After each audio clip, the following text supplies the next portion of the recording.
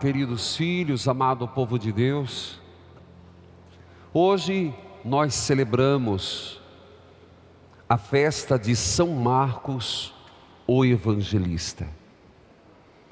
Celebramos esse apóstolo, um dos 4 que compõem os evangelhos sinóticos. Celebramos Marcos, que aparece já na 2ª geração. Não que ele não conhecesse Jesus. Nós sabemos de alguns elementos. O Atos dos Apóstolos nos coloca uma saudação de Pedro, dizendo assim: revesti-vos de humildade. E ele faz toda uma exortação. Ele fala com muita clareza: revesti-vos de toda humildade, relacionamento mútuo, porque Deus resiste aos soberbos. Continua ele: mas Deus dá a graça aos humildes. São Pedro continua exortando, e lá no final ele diz: a igreja que está em Babilônia, eleita por vós, vos saúda, como também Marcos, o meu filho. Saudai-vos uns aos outros com o abraço do amor fraterno, e que esteja com todos vós a paz de Cristo. Pedro, o chefe da igreja, aquele que Jesus deixou como sob o qual construirei a minha igreja, chama de Marcos meu filho. Chama de Marcos alguém que se põe a caminho. Todo mundo olhando, não se aperreia não, se preocupa não. Marcos, aquele que segue na evangelização. Ele esteve nas viagens missionárias de São Paulo, mas se mostra muito fiel quando Pedro está preso. Estando preso, Marcos se faz ajudante, Marcos se faz solidário, Marcos se faz secretário. Há quem diga que o evangelho de Marcos, que é o mais curto, na verdade foi ditado, falado por São Pedro. Marcos, segundo a tradição, tinha com seu pai uma casa, e quem foi à Terra Santa, ou quem vai à Terra Santa, tem a oportunidade de ir no cenáculo, que a gente só visita a parte de baixo. Mas foi naquela casa que Jesus celebrou a última ceia. Era de quem? Do pai de São Marcos. Foi naquela casa que aconteceu a primeira novena. Os 11 apóstolos e Nossa Senhora invocando o Espírito Santo. Portanto, o que quero dizer? Por mais que não seja um dos 12, Marcos já está como discípulo de Jesus. Num primeiro momento, mais distante, mas depois, efetivamente, trabalhando pela causa de Jesus Cristo.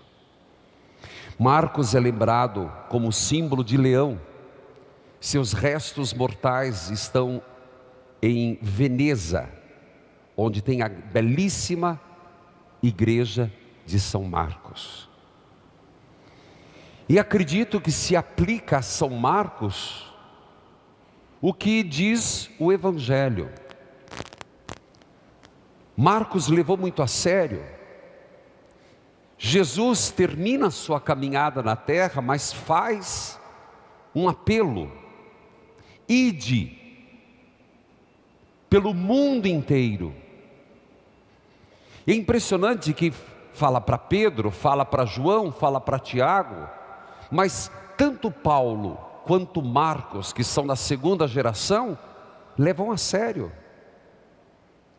Ide pelo mundo inteiro, anunciai o Evangelho a toda criatura. E Jesus coloca o que fazer: batizar. Quem crer e for batizado será salvo. Olha a missão dos apóstolos, de Marcos e nossa. Se hoje nós cantamos o Glória, se hoje nos revestimos de vermelho, é exatamente para lembrar o martírio. Aqueles que tombaram, aqueles que deram sua vida para que esse mandato acontecesse. Quem crer e for batizado será salvo. Quem não crer será condenado. E ele continua: os sinais não são em si o mais importante. Qual que é o mais importante do mandato de Jesus? O anúncio do Evangelho. Vamos ficar claro com isso. Qual que é o âmago, qual que é o principal do mandato de Jesus? O anúncio do Evangelho. Mas nosso Senhor disse que sinais acompanharão quem o fizer. Expulsarão demônios em meu nome. Não é expulsar por expulsar, exorcismo por exorcismo, não é circo, é para consolidar, para confirmar na fé. Falarão novas línguas, quer dizer, essa universalidade, essa igreja a caminho. Pegarão em serpentes, beberão algum veneno mortal e não lhes fará mal algum. Repito, os sinais não são por si mesmo, mas eles estão para confirmar a nossa missão. Nós somos os marcos de hoje. Queridos filhos, o Senhor, termina o texto, os ajudava. Então na nossa missão o Senhor nos ajuda. Começar a evangelizar a partir da sua casa. Começar a fazer esse mandato a partir da nossa própria vida. Com uma certeza, não estou só. O Senhor nos ajuda. Diz o texto, o Senhor os ajudava, confirmava com sua palavra, por meio de sinais que o acompanhavam. Portanto, se o Senhor nos coloca em missão, olhamos para Marcos, vemos um mártir, vemos nele um apóstolo que deu sua vida. Você vai perguntar, e eu? Conte com a presença do Senhor. Acredite na ajuda do Senhor, nesse acompanhar. Olha, Jesus os acompanhava, o Senhor te acompanha, Ele não te deixa só, o Senhor te acompanha sempre, o Senhor não te abandona. Queridos filhos, eu tenho vindo de uma viagem um tanto longa, santuários marianos, não os conhecia. Eu digo que Fátima foi o primeiro santuário. O que eu vejo de ponto comum em todos eles, e que me marcou muito, os pedidos de Nossa Senhora mudam em alguns pontos, mas todos eles enfatizam um elemento: rezai o terço. Eu vou ter tempo, ao longo de muitas pregações, de contar as minhas experiências com Nossa Senhora, com os santuários marianos. Mas isso eu quero frisar, como o apelo de Maria é para que rezemos o terço. Depois, Nossa Senhora, que não é uma aparição, em Zaragoza, que na verdade foi uma bilocação, porque Nossa Senhora estava viva, e em vida apareceu a São Tiago, confirmando na missão: Tiago, não volte, você não está tendo êxito aqui, nessa terra, mas você terá, permaneça. Nossa Senhora do Pilar, Lourdes, encantadora, um fervor imenso, em lágrimas, e realmente você fica pasmo de ver pessoas, cadeira de roda, pessoas que estão ali moribundas. E a medalha milagrosa nem se fala. Foi de lá que eu trouxe um mimo para cada associado. Hoje, eu diria que Deus nos acompanha. E eu posso dizer nesse aniversário que Deus me acompanha muito. Não me queixo, porque em todos os momentos eu sinto a presença de Deus, nos momentos de alegria, nos momentos difíceis. Muita gente acha que viajar é fácil, mas são madrugadas. Passando por Recife, 260 mil pessoas numa praia.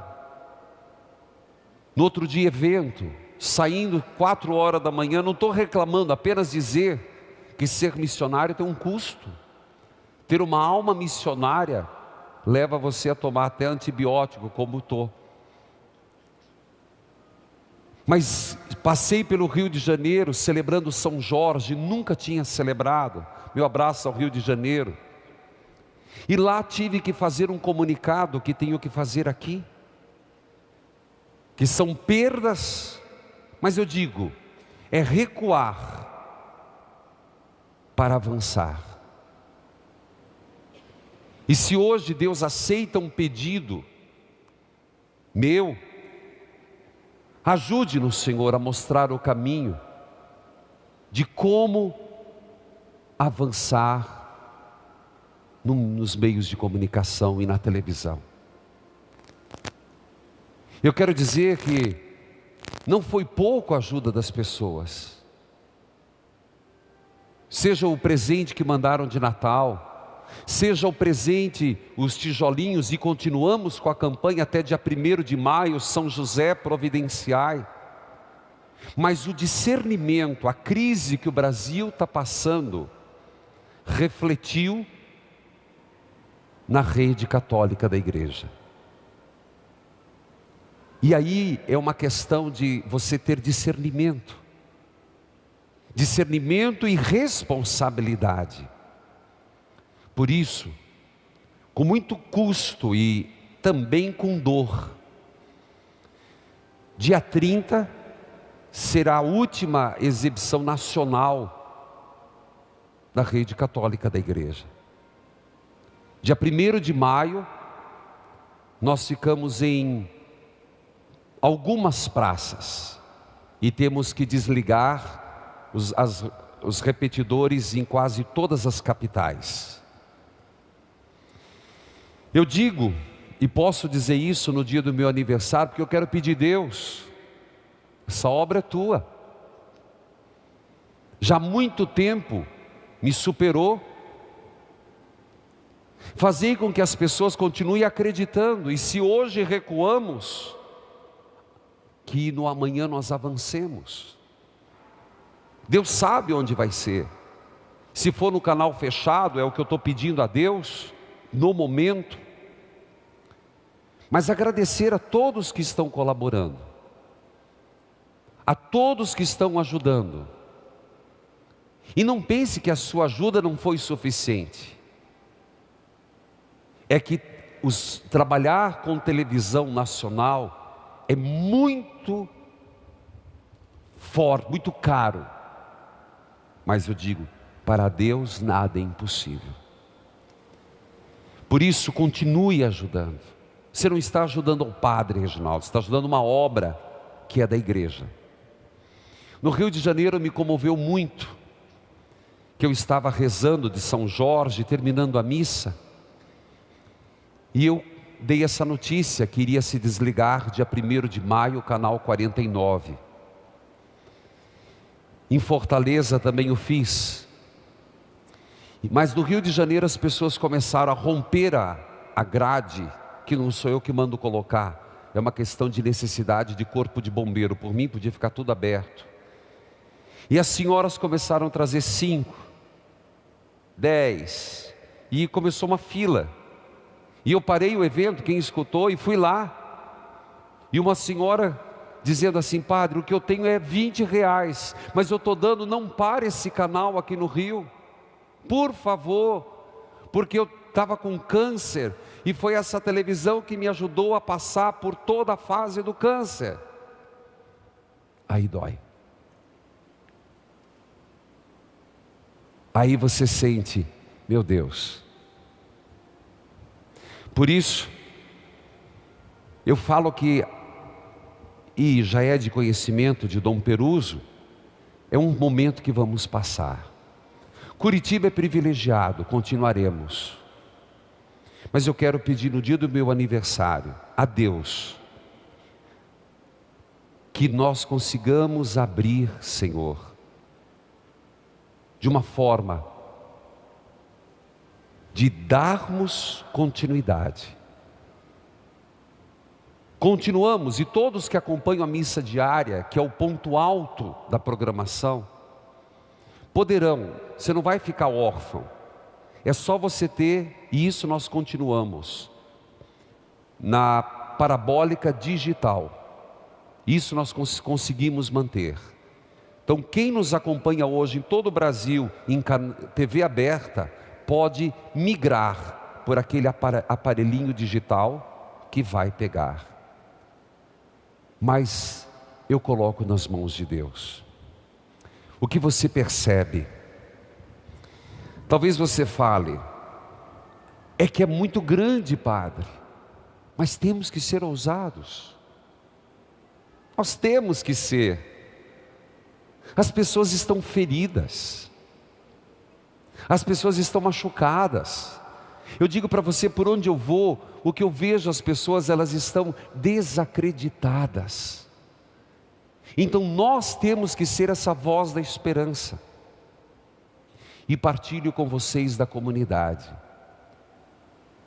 como as pessoas chegam e colocam no meu bolso da camisa, da calça, se eu estou de paletó, leva lá para a tua comunidade rezar.